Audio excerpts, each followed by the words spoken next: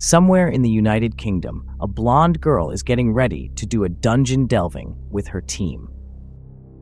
She reminded them that dungeons are dangerous, so they should be careful. That girl's name was Isabella Renee Clooney. She is a level 9 holy knight. As they head down into the dungeon, she looked at her palm and thought, most of the frontline classes are warriors and fighters. She hasn't heard of any other holy knights beside herself. In video games and such, holy knights are usually an advanced class. She noticed that so far, the only difference between her and the other frontline classes is that her stats grow faster than them. At the first floor, they met a group of slimes. One of them said that the slimes look more adorable lately, but it's probably because of their level difference. Isabella gave the orders to her party members to fight the slime. The vanguards tanked the attacks thrown by the slime, while the healer supports them and the mage deal damage using offensive magic. But a slime suddenly appeared from behind them. Thankfully, Isabella noticed it, so she was able to react. She sliced the slime's core in half, instantly defeating it. They thanked Isabella for helping them. And Isabella said that the monsters will probably respawn themselves over time. Considering the amount of experience and the loot they drop, it is really handy that they appear endlessly. The healer said that the respawning of monsters feels like a game, while the other guy pointed out the job class, levels, and skills. Isabella agreed and said that even though it feels like a game, they can still get hurt, so they should take good care of themselves. She then told them that they will proceed to the second floor. The healer said that she doesn't want any goblins to appear. The magician replied back saying they always go for female adventurers.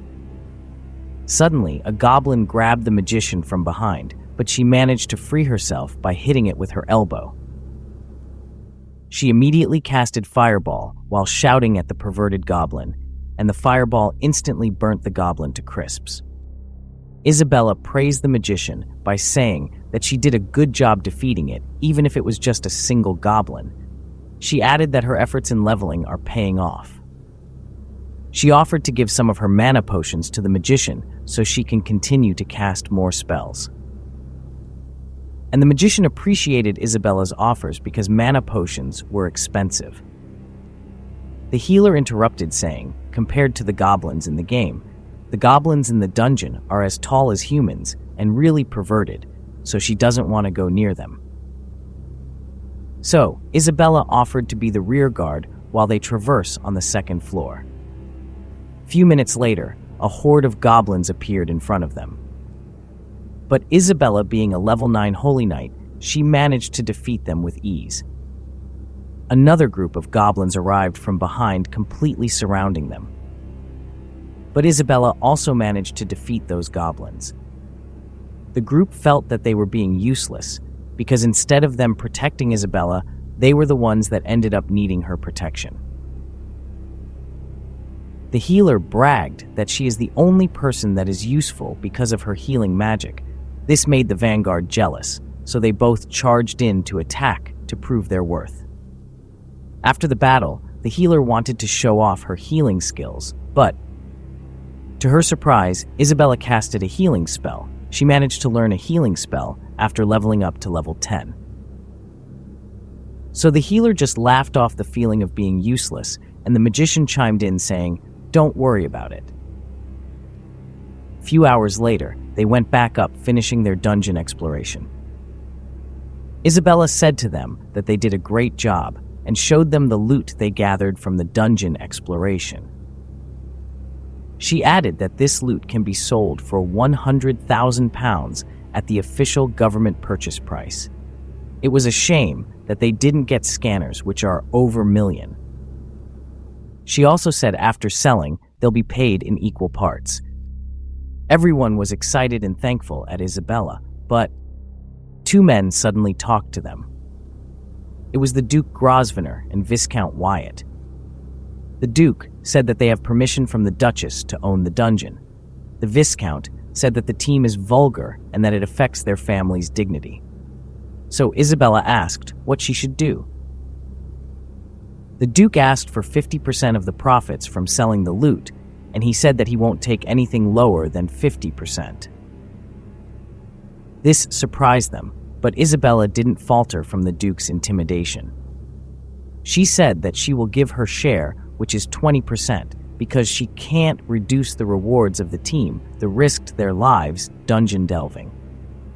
She added that there are 100,000 dead and missing in the dungeon, and that the dungeon is too dangerous for a single person to handle. The Duke said that the dungeon is too profitable to be handed down to the government, and he added that the danger should be handled by adventurers and they should focus on leveling up and managing the dungeon. While the Viscount continued to look perversely at Isabella. Isabella said that the problem isn't about leveling up. She said that if you had the level to conquer the deepest part of the dungeon, then it would be different. The Duke replied that so far, the lowest floor explored is 8th floor, and that there would be no one foolish enough to enter the dungeon alone, so she shouldn't mention something unlikely. The Duke thought that Isabella's intelligence increased since she's at level 9. He thought that her predictions might have been correct. So he came into a conclusion to make a management company to monopolize government jobs. The Duke turned his back, saying that for now he will let it be, and asked for £50,000 even if it's paid in parts. Then he walked away, ignoring the idiot Viscount. Isabella and her team watched them leave. She thought that as long as they're in the United Kingdom, she will be imprisoned by the rules set up by the Duke. Meanwhile, in Japan, Ryoji can't stop himself from sneezing. He thought that he might have had some cold since he hasn't leveled up. He casted a healing spell to himself just to make sure. Then he suited up to get ready for dungeon delving. He casted invisibility and teleport to instantly go in the dungeon. Then he stealthily traversed the dungeon, heading into the deepest part, and he thought that this dungeon is definitely the Demon King's dungeon. And it is the deepest and most dangerous dungeon in the Otherworld. The lowest level in the Otherworld was level 1000, and in the Otherworld, there was a Demon King. He thought, what could be his enemy in his world? It was a towering jet-black dragon. Ryoji called it Ebony Dragon Demon King. He thought it was huge. Then he asked himself which one would be stronger, his sword or the Ebony Dragon. They both charged at each other. Ryoji managed to dodge, and he was surprised by the speed of the dragon. He manages to cut the Ebony Dragon, thinking that it was a good decision to switch to the sword that defeated the Demon King. The dragon's tail fell off, and the Ebony Dragon just noticed that its tail was cut off. This made the Ebony Dragon angry. So it charged at Ryoji, but he couldn't keep its own balance, so it crashed on the floor. The dragon casted a few fireballs towards Ryoji, but he managed to cast Ice Arrow in retaliation. Ryoji thought that this Ebony Dragon is stronger than the Demon King in terms of firepower. While Ryoji was lost in his thoughts, the dragon casted fireballs that sneaked up behind Ryoji. The fireballs hit Ryoji, directly making him fall to the ground. The dragon noticed that Ryoji can't move, so the dragon prepared for a spell to finish him off. While the dragon was preparing for the spell, Ryoji casted Meteor. The dragon stopped and looked up, preparing to counter the Meteor spell. Ryoji noticed that the dragon isn't paying attention to him, so he attacked from below, piercing through the dragon's jaws, instantly killing it. It was all according to Ryoji's plans. He made the dragon prepare for a big attack in order to exploit its openings. Ryoji leveled up from killing the Ebony Dragon, and he counted all the levels he received. He was able to level up 12 times. But as he looked at his palm, the level indicators still shows level 1. Then the loot of the Ebony Dragon appeared. The corpse itself was huge, and the loots were plenty. He thought that if he leaves this in here for 24 hours, the dungeon will just absorb the loots back. He suddenly remembered that he was looking for a certain item. It was the dungeon core.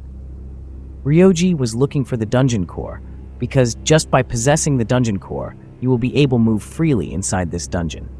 It is a very useful item for gathering certain materials and leveling up. The dungeon core from the Demon King in the other world wasn't working in this dungeon, so he was thankful that he was able to have this dungeon core since it will help him become more efficient. He quickly realized that he would also have to farm the other dungeon cores from the other dungeons, which is extremely tedious, and this made him annoyed. So, he focused on the problem he had now, which was the dragon's loots. He figured that it's too many, so he opted to just take as much as he can. He tried to store as much as he can, but to his surprise, his item box skill was able to take everything. He remembered that he never reached the maximum capacity of his item box. But now that he confirmed his strength then, he can proceed with his plan, making a peaceful world so he can watch anime forever. He went back home and slept, thinking that he should do this before Kayoko becomes an adventurer. In the morning, while Ryoji was walking to school, Kayoko approached him. They both said good morning to each other. Then, she said that the number of dungeons in Japan exceeded 100, but Ryoji was more surprised with Kayoko's hairstyle. She said that Kei recommended her hairstyle because it makes her cuter. Kayoko then said that there are some reports that monsters were breaking out of the dungeon, and the SDF had to intervene and defeat the monsters. There were a few casualties, including civilians. Ryoji replied back saying that it might not be true. Kayoko replied, saying that if monsters start to multiply outside the dungeon, then it would lead to the extinction of mankind. She added that even a highly advanced civilization was destroyed by the sudden appearance of dungeons and monsters. Ryoji asked where she got the information. She replied back saying that it was from Mumu Monthly, so Ryoji thought that it must be true. A few minutes later, Kei showed up and Kayoko went towards him. They greeted each other, while Ryoji thought that Ito Kei is a level 1 hunter. They flirted with each other as they both walked to school together. Kayoko said goodbye to Ryoji, while Ryoji was left wondering that there is a strange sensation in his chest. And this marks the end of Chapter 4. Like and subscribe, and click the bell icon so you can be notified for future updates. For other videos like this, click here. Thanks for watching.